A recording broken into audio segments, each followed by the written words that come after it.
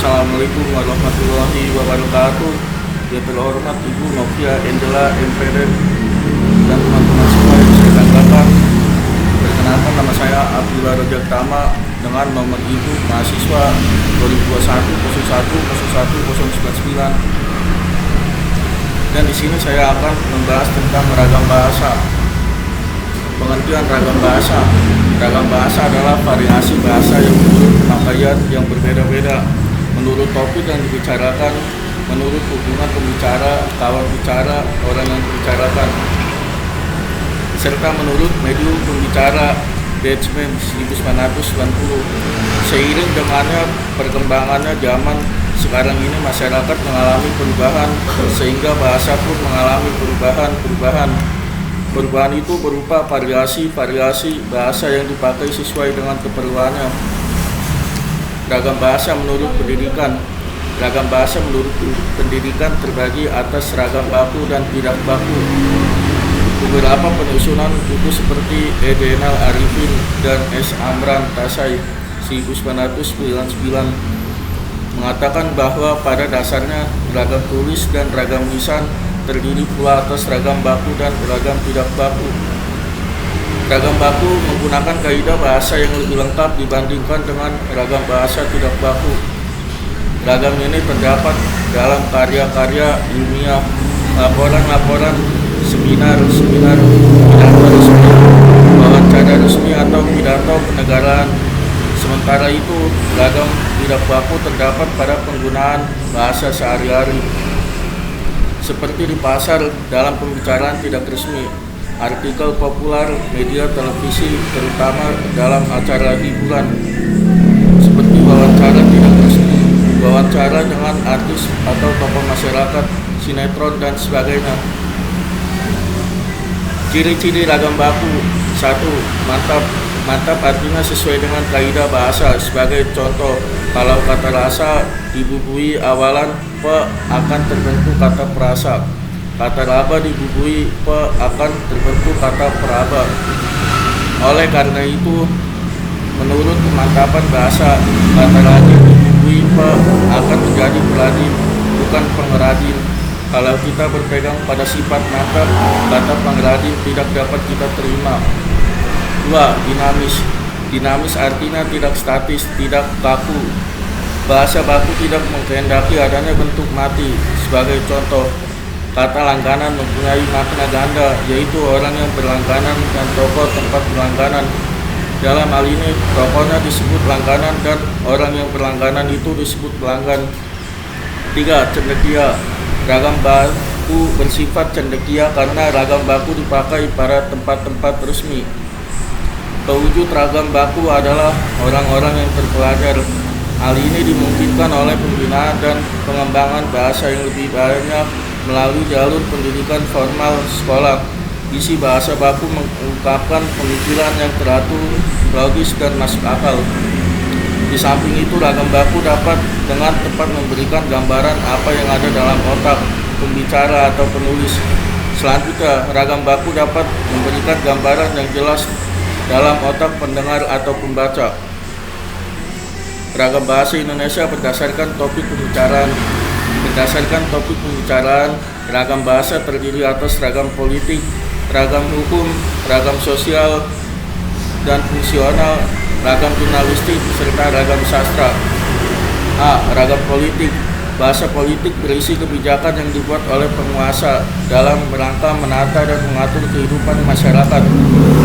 Dengan seperti itu, penguasa merupakan salah satu sumber penutur bahasa yang mempunyai pengaruh yang besar dalam pengembangan bahasa di masyarakat.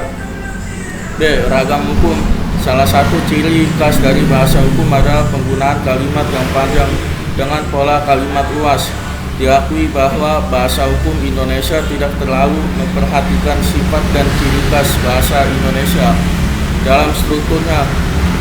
Hal ini disebabkan hukum Indonesia pada umumnya didasarkan pada hukum yang ditulis pada zaman penjajahan Belanda, ditulis dalam bahasa Belanda. Jenis-jenis ragam bahasa. Ragam bahasa dilihat dari cara penuturan.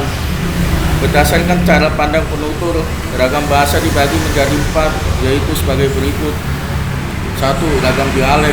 Ragam dialek atau daerah adalah variasi bahasa yang dipakai oleh kelompok bangsawan di tempat tertentu.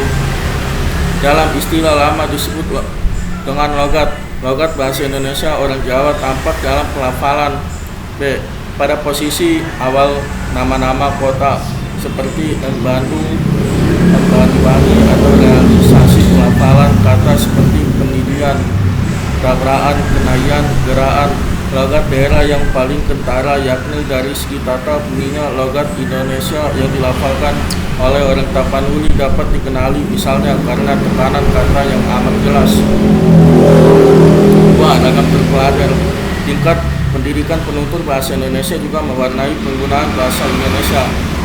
Bahasa Indonesia yang digunakan oleh kelompok penutur pendidikan tampak jelas perbedaannya dengan yang digunakan oleh kelompok penutur yang tidak berpendidikan, terutama dalam pelafalan kata yang berasal dari aliusa asing. Ragam resmi. Ragam resmi adalah bahasa yang digunakan dalam situasi resmi seperti pertemuan-pertemuan, peraturan-peraturan, dan perundang-undangan. Ciri-ciri ragam bahasa resmi adalah sebagai berikut. 1. Menggunakan unsur gramatikal secara eksplisit dan konsisten. 2. Menggunakan imbuhan secara lengkap. 3. Menggunakan kata ganti resmi. 4. Menggunakan kata baku. 5. Menggunakan EYT. 6. Menghindari unsur kedaerahan. Ragam tidak resmi. Ragam tidak resmi adalah ragam bahasa yang digunakan dalam situasi tidak resmi, seperti dalam pergaulan atau percakapan pribadi. Ciri-ciri ragam bahasa tidak resmi. Kebaikan dari ragam bahasa resmi. Ragam bahasa resmi atau tidak resmi ditentukan oleh tingkat keformalan bahasa yang digunakan. Semakin tinggi tingkat kebakuan suatu bahasa, berarti semakin resmi bahasa yang digunakan. Sebaliknya, semakin rendah tingkat keformalannya, semakin rendah tingkat kebakuan bahasa yang digunakan.